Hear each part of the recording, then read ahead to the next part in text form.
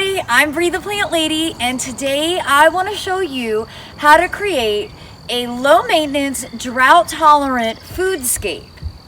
Now I am going to primarily be growing peanuts as a ground cover. Peanuts are really awesome because they are a legume, they naturally fix nitrogen, they do really well in the southeastern climate. Actually, all the farmers around me rotate peanuts on a couple year basis in their fields, which is how I originally got the idea to grow peanuts.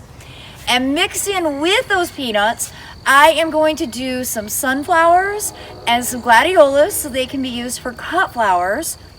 I think I'm also going to go ahead and scatter some crimson clover seeds, and if I can find my buckwheat, I'm going to add some buckwheat.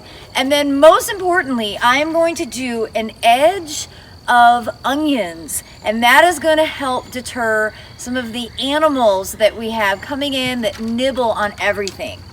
And I especially have an issue with rabbits that eat my peanut crop. So I'm going to show you a really easy way to create a barrier using cattle fence panels to prevent the rabbits from coming into the bed and eating everything that you plant. So I'm trying to be as logical as possible in planting everything in the right order. And I think the best decision is to start with the gladiolas, and then I will do some sunflowers more towards the back. And then I will plant the peanuts as a ground cover mixed throughout. I also found an okra pod, so I'll probably put a couple of okras in. And then the final step will be to add the onions. Now you can see I've already prepped this bed. I layered down a couple of inches of soil cube organic compost. That's going to help maintain the moisture because this is an area where it's really hard for me to water. In fact, like I have to get a hose through the fence or steal water from my neighbors, which I have totally done. But that's why I want to concentrate on growing things that are more drought tolerant, that aren't going to need to be watered on a daily basis. So after I get all this planted, my goal will be to get this mulched before anything germinates. And so really today is Thursday. I hope to be able to get this mulched by Monday. That way everything will grow up through and I won't have to worry about trying to mulch in between each little thing as it's starting to germinate. So you can see here, I have the sunflowers, the okra, and the gladiolas are all planted. They're kind of in a logical matrix, which normal people would probably just leave that. This is actually already a lot of plants.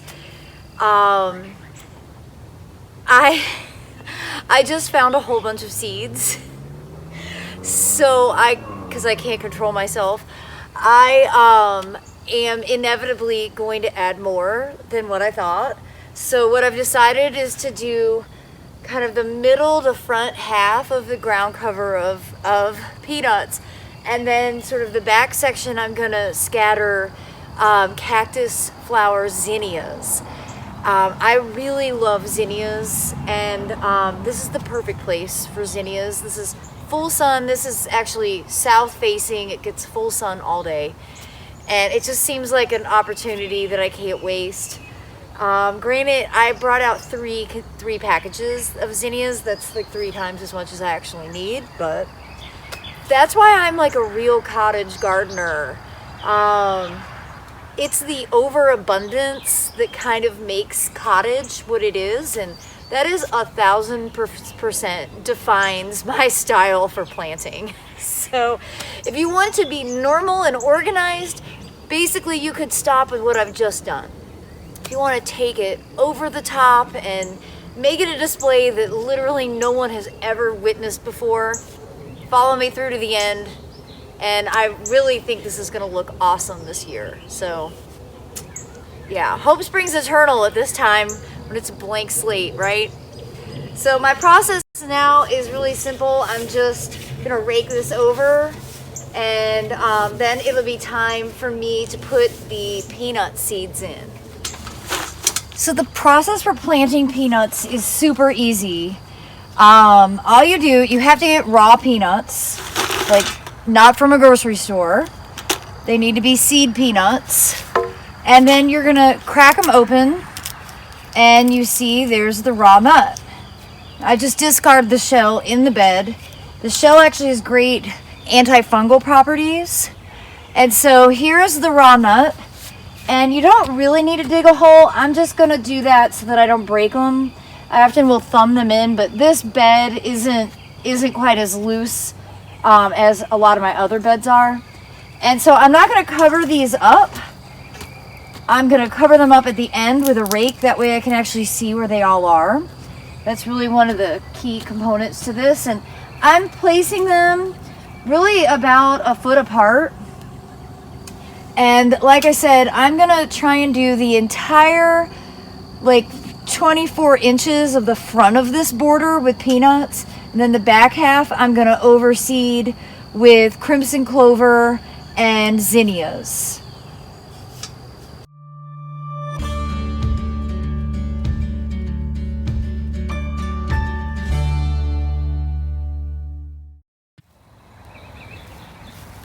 So you can see my helper Ava Grace has enjoyed this process a lot. And you can see the peanuts, they don't need to be planted deep. And I have them pretty evenly spaced through this entire border.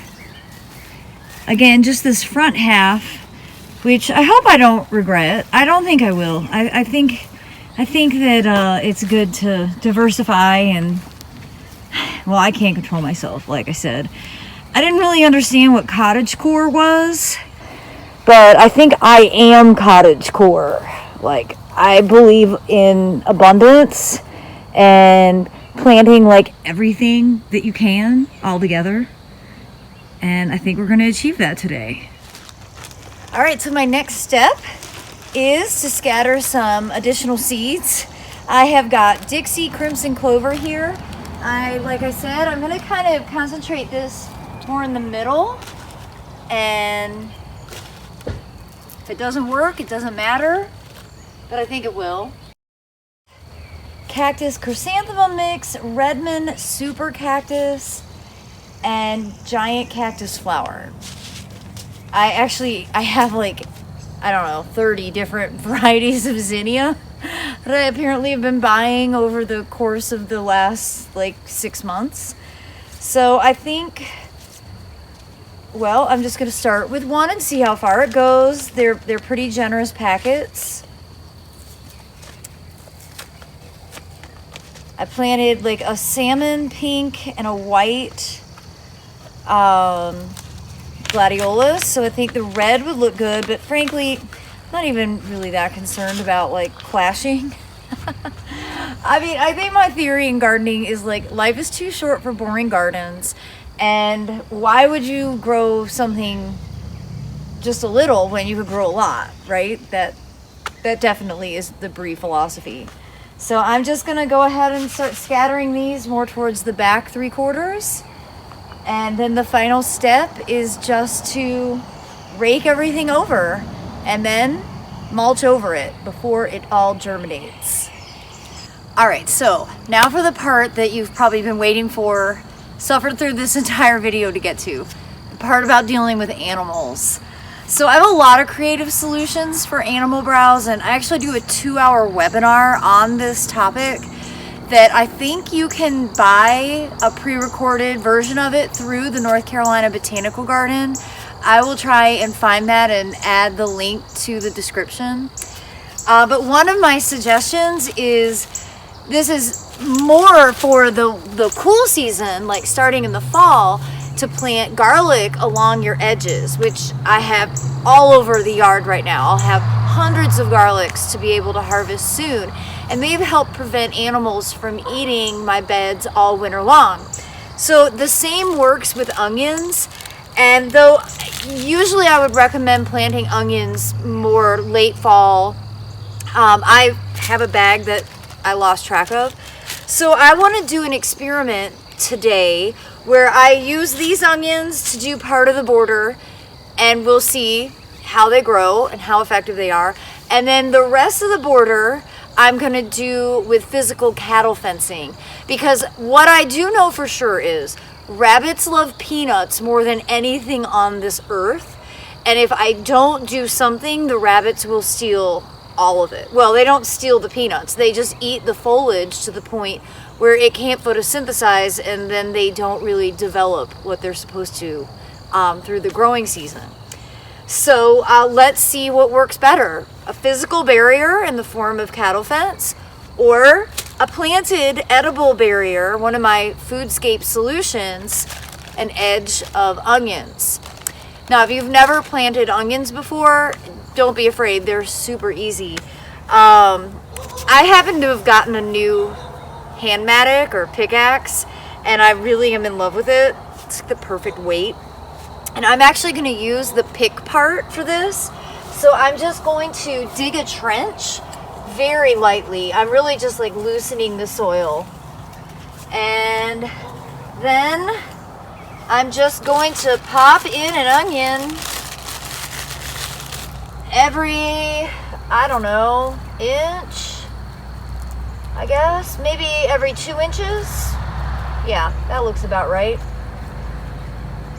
And, you know, if worse comes to worse, it might be that the solution is both. You do a border of onions and you put up the cattle fence. It can't really hurt.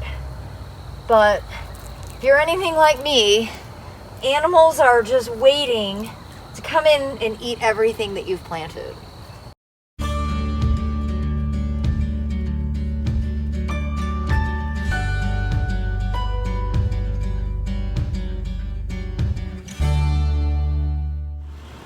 Isn't it amazing what mulch does? It basically makes a landscape suddenly make sense.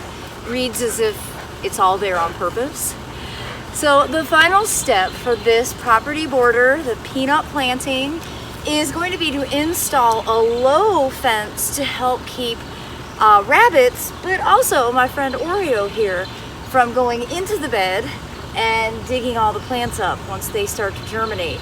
So the process of this is so easy, and it's just something that I think anybody can do. So this is just a straight cattle fence panel. I have not bent this, and I am going to trim it so that it's self-staking.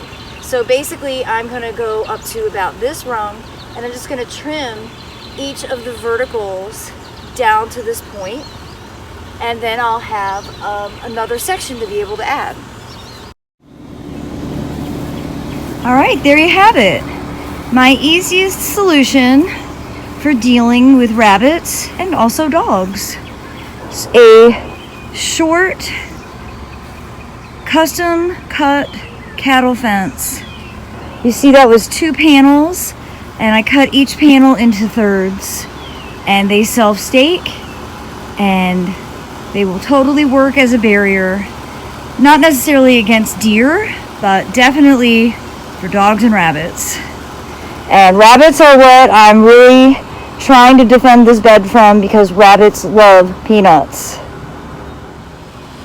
I hope this video will inspire you to grow something interesting this summer and be creative about how you go about deterring those animals that we all face as home gardeners. Remember, peanuts are super great. Unless you're allergic, don't plant them. But peanuts are a nitrogen fixing legume that are heat and drought tolerant. So if you've never grown them before, give it a try this coming season. Please give me a like and be sure to subscribe to Breathe the Plant Lady. I look forward to sharing updates as all of this starts to grow. Thanks so much for watching, everyone.